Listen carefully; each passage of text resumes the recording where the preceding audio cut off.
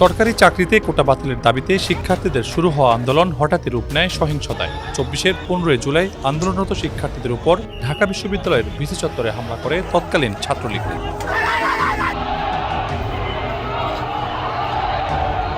ওই হামলায় আহত হয়েছিলেন ইডেন কলেজের শিক্ষার্থী লামিয়া রায়হান সহ অনেক নারী শিক্ষার্থী। সেই সময়ের হামলার এই ছবিটি সোশ্যাল মিডিয়ায় ব্যাপকভাবে ছড়িয়ে পড়ে। জুলাই গণ অভ্যুত্থানের দ্বিতীয় বার্ষিকীতে সেসব দিনের স্মৃতিচারণ করেছেন সমকালের সঙ্গে। তো মূলত কোটা সংস্কার আন্দোলন শুরু হয় জুলাই মাসের প্রথম দিক থেকে এবং এই আন্দোলনের সাথে আমার যুক্ত হওয়া জুলাই মাসের ৭ তারিখ থেকে। আর আমি যদি বলতে চাই যে জুলাই আমি কেন আন্দোলনে যোগদান করেছিলাম, সেটি হচ্ছে আমি একজন সাধারণ পরিবারের মেয়ে এবং আমার স্বপ্ন ছিল যে এখনো স্বপ্ন যে আমি সরকারি চাকরিতে পরীক্ষা দিব বা সরকারি চাকরি করব। তো আমরা যখন দেখলাম যে সরকারি চাকরিতে ৫৬% কোটা, তো এটা আমাদের সাধারণ শিক্ষার্থীদের জন্য অবশ্যই এক ধরনের বৈষম্য।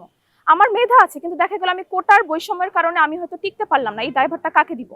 তো যার জন্য আমাদের সাধারণ শিক্ষার্থীদের মনের এই ক্ষোভ থেকে আমরা আজকে আন্দোলনে যুক্ত হওয়া যে আমরা একটি ন্যায্য পরীক্ষার মাধ্যমে নিজেদের মেধা যাচাই করতে চাই।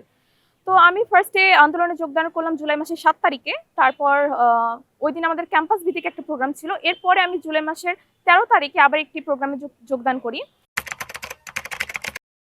১৫ জুলাই যে দিনটি অত্যন্ত গুরুত্বপূর্ণ আমার জীবনের, সেই দিনটা আসে।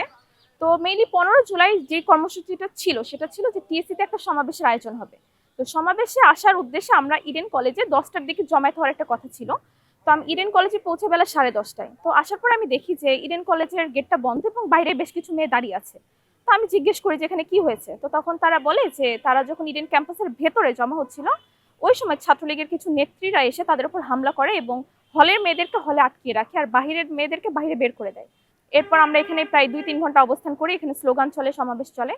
বেলা ৩টে নাগাদ আমরা খবর পাই যে ঢাকা ইউনিভার্সিটির হলপাড়া এলাকায় ছাত্রলীগের লোকজন আমাদের কোটা সংস্কারকারী আন্দোলন ভাইদের উপর হামলা করে। তো তখন আমাদের সমন্বয়ক ভাইয়েরা আমাদেরকে নির্দেশ দেয় যে আমরা ক্যাম্পাসের ভিতরে একটা মিছিল করব। তো সেই উদ্দেশ্যে আমরা মিছিল করতে আসি। মেয়েদের মিছিলটা ছিল সামনে, ছেলেদেরটা ছিল পেছনে। তো আমরা ক্যাম্পাসের ভিতরে ঢুকলাম। তারপরে কিছুক্ষণ পরে আমরা দেখলাম যে হলপাড়া এলাকায় আবার একটা ধাওয়া পাল্টা ধাওয়া হলো এবং পরিস্থিতি বেশ কিছুটা খারাপের দিকে যখন গেল, তখন নির্দেশনা এলো যে আমরা ক্যাম্পাসে থাকবো না, আমরা আবার টিএসসিতে ব্যাক করব। তো তখন যেহেতু একটা অস্থিরতা সৃষ্টি হয়েছে, যেহেতু আমরা সাধারণ শিক্ষার্থী, আমরা কিছুটা বিশৃঙ্খল অবস্থায় চলে যাই, মানে সবার মধ্যে একটা ভয় কাজ করে, আমরা ছন্নছাড়া অবস্থায় হয়ে যাই। তো এইভাবে আমরা সবাই বাইরে গেলাম ভিসি চত্বরে কিছুক্ষণ অবস্থান করার জন্য বসলাম। তো ভিসি চত্বরের ডান পাশে বেশ কয়েকটা ঢাবির বাস দাঁড় করানো ছিল। তো আমি বাসের ঠিক পাশেই বসে পড়ি। তো প্রায় ৭-৮ মিনিট পর আমি দেখলাম যে ক্যাম্পাসের ভেতর থেকে ছাত্রলীগের বিশাল বাহিনী, তারা হাতে রড, লাঠি, বাঁশ ইত্যাদি নিয়ে আমাদের উপর হামলা করে। মানে ঘটনার আকস্মিকতা এত দ্রুত ছিল যে আমরা বুঝতে পারিনি যে আমরা এখন কি করব, কোন দিকে যাব। তো এরপরে আমি কয়েক সেকেন্ডের মধ্যে আমি ভাবলাম যে আমার পাশে যে বাসটা, আমি বাসের পেছন দিয়ে দৌড় দিব। বাট ওই সময়টা আমি পাই নাই। কয়েক সেকেন্ডের মধ্যে ছাত্রলীগের লোকজন বাসের দুই পাশটা ঘিরে ধরে আর আমরা ওই বাসটার পেছনে ফুটপাতের উপরে মিনিমাম ৫০ থেকে ৬০ জন ছেলে মেয়ে চাপা পড়ি। আর এতটাই ওখানে ভিড় ছিল যে নড়ার মতো মানে জায়গা ছিল না। আর বাসের অপর পাশ থেকে, মানে রাস্তার উপর থেকে বাসকে কেন্দ্র করে কিছু ইট ঢিল নিক্ষেপ করা হচ্ছিল। তো যখন ওই মানে ঢিলগুলো, কাঁচের টুকরো ভেঙে আমাদের গায়ে পড়ছিল, ওই সময় এমন অবস্থা, আমি যে আমার হাত দিয়ে আমার মাথা বা মুখ কভার করবো ওই রকম সিচুয়েশনে ছিল না। ওই সময় আমার মনে হয়েছে যে আজকে হয়তো আমি সুস্থভাবে ফিরতে পারবো না, হয়তো আমি রক্তাক্ত হয়ে যাবো এই জায়গায়। তো এরই মধ্যে আমি দেখলাম যে আমাদের কোটা সংস্কারী আন্দোলনের একজন ভাই, উনি ছাত্রলীগের একজনকে অনুরোধ করলেন যে ভাই, এখানে অনেক মেয়ে আছে, আপনি এদেরকে মাইরেন না। তো ওনার সামহাও হয়তো একটু দয়া হয়েছিল, উনি আমাদের বললেন যে ঠিক আছে মেয়েরা, তোমরা বের হও।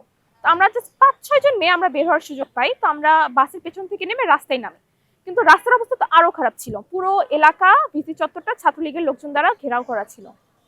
আমি যখন নিচে নামলাম, আপনারা আমার ১৫ জুলাই যে ছবিটি ভাইরাল হয়েছিল ওটাতে দেখে থাকবেন, আমার পাশে একটা মেয়ে ছিল। বেসিক্যালি আমি মেয়েটাকে চিনি না, ও আমাকে চেনে না। তো আমরা দুইজন যখন দাঁড়ায় আছি, আমি এখন ভাবছি যে কোন দিকে যাব, ও দিশেহারা, আমিও দিশেহারা। তো এমন সময় আমি ওর হাত ধরে বললাম যে চলো আমরা এই পাশে দৌড় দিই। তো আমরা যখন দৌড়াতে যাব, ওই সময় ও বেশ কয়েকবার আমাদের উপর হামলা করতে আসে।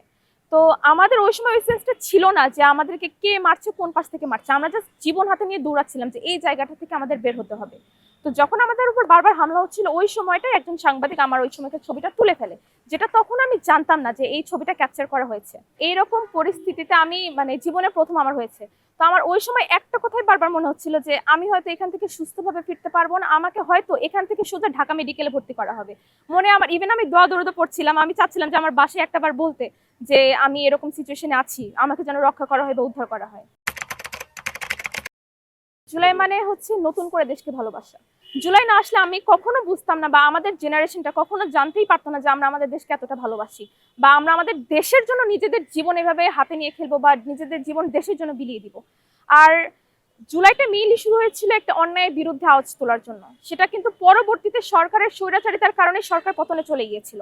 তো তখন থেকে আমরা বুঝতে পারলাম যে, বিশেষ করে আমি বুঝতে পারলাম যে আমরা যদি চাই আমরা অন্যায়ের বিরুদ্ধে দাঁড়াতে পারি, আমরা দেশের সরকার প্রধানকে পর্যন্ত নামাইতে পারি যদি আমাদের মধ্যে একতাবদ্ধতা থাকে। সে আকাঙ্ক্ষা বাস্তবায়িত হয়েছে বলতে আমি সম্পূর্ণরূপে এখানে সন্তুষ্ট নই অবশ্যই। কারণ যে আকাঙ্ক্ষা নিয়ে আমরা জুলাইটা করেছিলাম, বা জুলাই পরবর্তী সময়ে আমাদের মধ্যে যে আশাটা ছিল যে আমরা একটা নতুন দেশ গঠন করব, সংস্কার আনবো, সেখানে বেশ কিছুটা ক্ষেত্রে আমরা কিন্তু ব্যর্থ হয়েছি। এক্ষেত্রে আমরা সরকারের কিছু খামতি দেখতে পারি, আবার জনগণের ক্ষেত্রেও বেশ কিছু সমস্যার কথা আমরা দেখতে পাই যে জনগণও সাপোর্টিভ নয়, সরকারও সাপোর্টিভ নয়, যার কারণে কিন্তু আমরা আমাদের লক্ষ্যে পৌঁছাতে পারিনি।